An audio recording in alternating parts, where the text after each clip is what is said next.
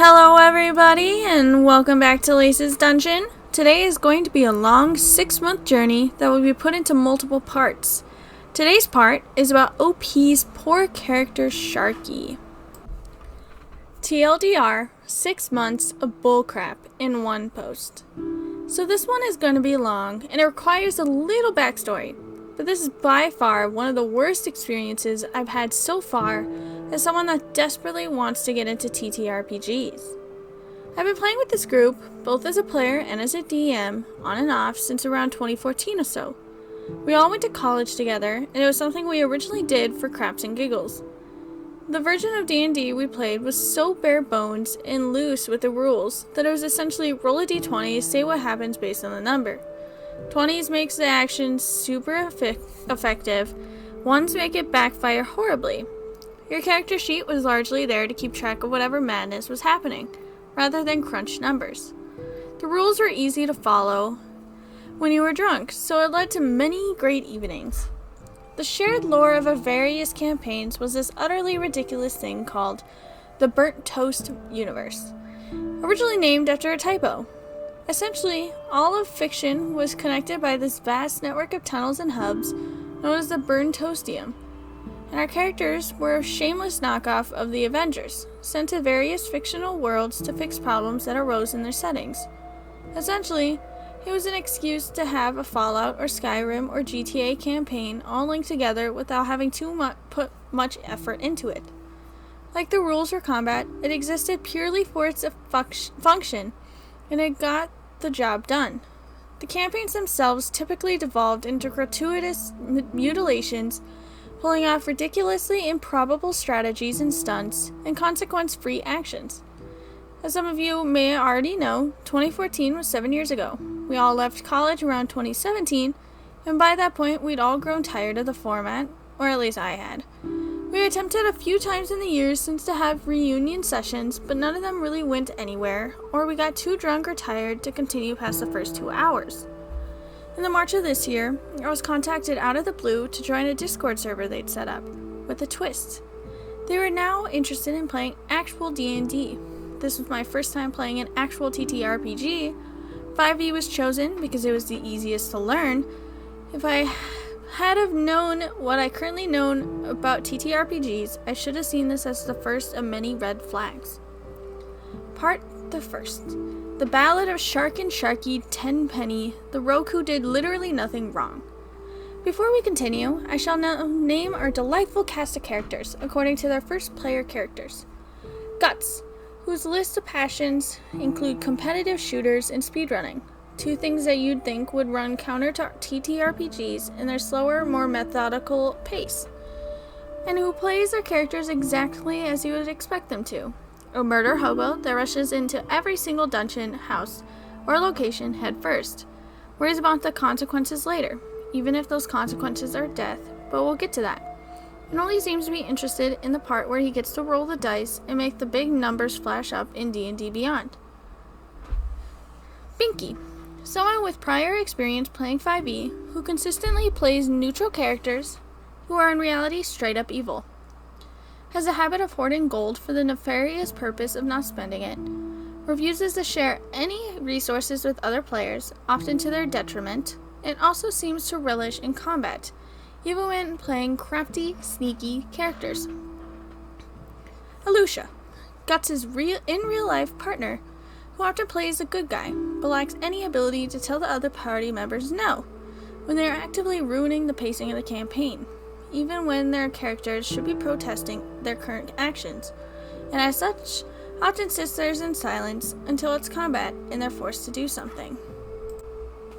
Monk, the DM for our first campaign, and later a player character, who allegedly lives and breathes D&D, read, watches Critical Role, and min-maxes his characters to such an absurd degree that their backstories are often just thinly veiled excuses for their builds, rather than characters unto themselves, and seemingly drifts towards playing neutral characters regardless of their character's alignment.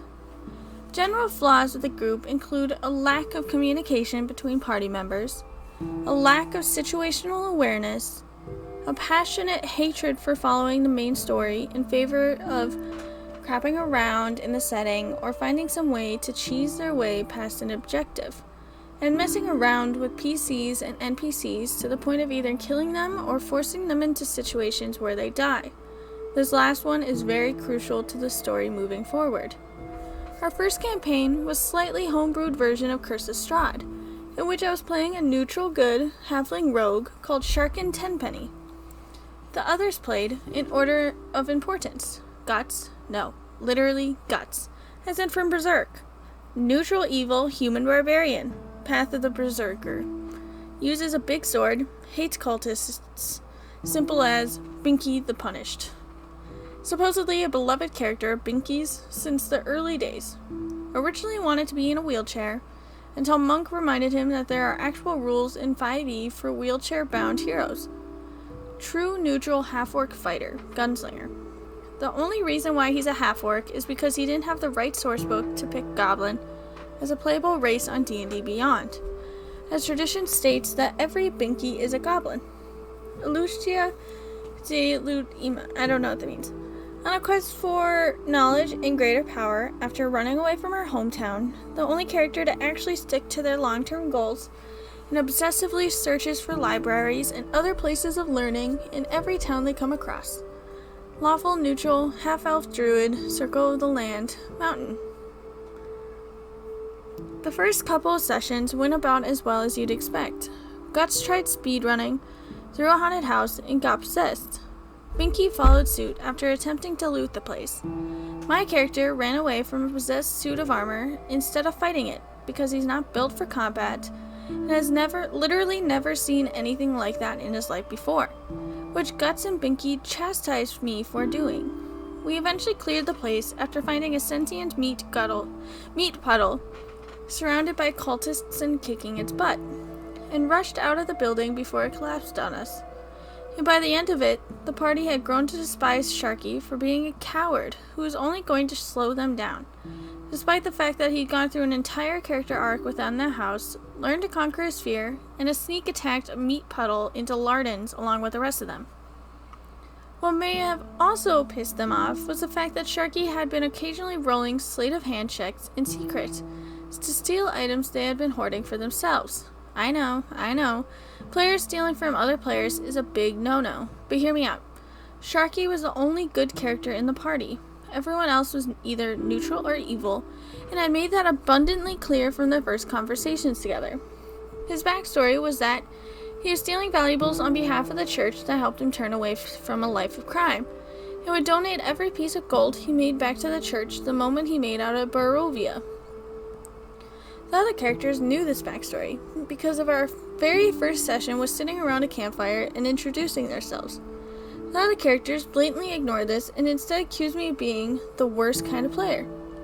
They then had my hands tied and my mouth gagged as they marched into the village of Barovia, whereupon they stole a pie cart from an old woman, attempted to sell the very same pies to every person they met, not only ignoring the DM telling them that this village was beyond poor, but also dragging out the session by at least half an hour for every failed attempt at bartering, and later wound up killing the village vicar because he had his monster son locked up in the basement and wouldn't cooperate when they said they wanted to kill it. Yeah, I'm the asshole. Clearly.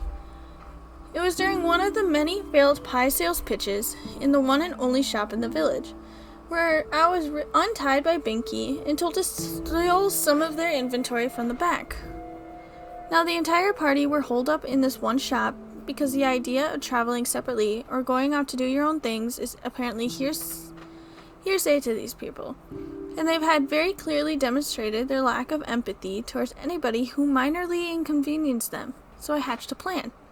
In the process of tying me up, they had taken all my valuables, but left the useless stuff. This included some tinder, some matches, and a pendant I'd managed to successfully steal from one of them. A pendant with the face of Strahd himself carved into the front. As Binky was trying and desperately failing to haggle with a man who has never seen any sum of money greater than 20 gold in his entire life, smoke began to fill the shop front. The party rushed outside to see Sharky attempt to sneak away into the streets. Binky managed to roll well on a crossbow hit, hitting him in the leg and leaving him nearly dead. Before the party could execute Sharky, a couple of villagers rushed forward and proclaimed that Sharky was innocent. Holding the pendant aloft, they said that this was found in the fiery wreckage. It must therefore be the handiwork of one of Strahd's agents. Naturally, this made the villagers suspicious of the party, but Sharky passed well on his persuasion despite the gaping leg wound. The others, not so much, but fear is a powerful deterrent, I suppose. Of course, the party knew full well what had happened. I planted the pendant to exonerate myself, having paid attention to how superstitious the villagers were, and how careless my teammates had been with stripping me of my equipment. They made sure to not make such a mistake again, taking absolutely everything off of me, clothes included, blindfolding me, and putting dirt in my ears. Naturally, this meant that, for the next 2 sessions, my character could literally do nothing except be led by the party on a rope to wherever they decided to go. Guts was already itching to kill me at this point, but Binky wanted to sell me off as a slave. Lucia had very little to say on the matter. However, my luck eventually ran out. After the party took care of business with the aforementioned vicar, I had managed to steal the holy book from the altar while the party wasn't looking. They made their way back to the tavern, where, yet again, Binky was trying to sell those stolen pies to the innkeeper.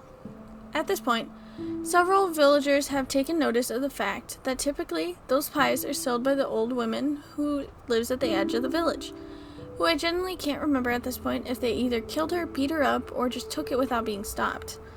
And this made negotiations longer and more tedious. During the Tatum, I had noticed they'd left me outside but forgotten to tie me back up, so I entered stealth and attempted to set the pie cart on fire, placing a holy book on the ground behind me to frame it as an attack by the church. Nat 1. Guts took very little time to decide what to do next. He rolled a nat 20 and cut me directly in half, leading to not only the first character death since we started playing in 2014, but also the first player-on-player kill, something I know a lot of people consider to be a cardinal sin in D&D, but something that'll become sadly common as we continue.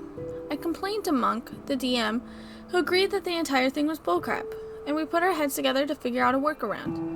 But precisely we came up with what isn't currently ongoing, so I can't spoil anything here, in case of any of them happen to find this post, but suffice to say, they're gonna effing regret doing Sharky dirty like that.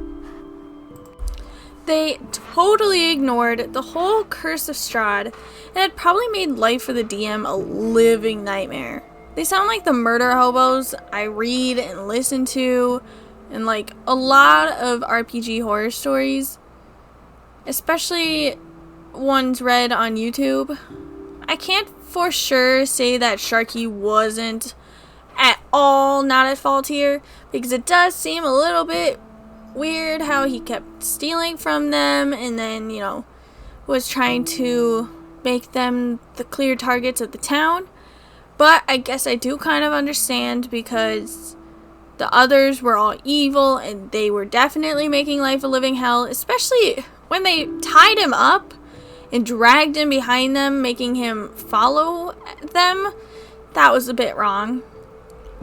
Sharky had been a good character in alignment, whereas all the others were practically evil. And of course that would create tension, and that tension definitely didn't end up good for Sharky, as he is now as dead as can be. Now, remember, this is only part 1, so be ready for part 2 and on, because this story goes into the comments too. So I hope to see you next time at Lace's Dungeon. Have a good day. Goodbye.